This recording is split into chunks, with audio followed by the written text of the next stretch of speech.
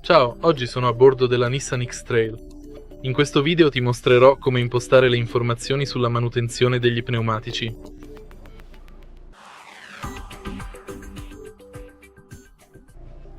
Per prima cosa, date un'occhiata al display del quadro strumenti e navigate al suo interno utilizzando questo pannello sul volante. Ora vai alle impostazioni.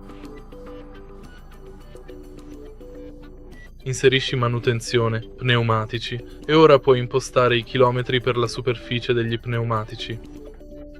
Ad esempio impostiamo 12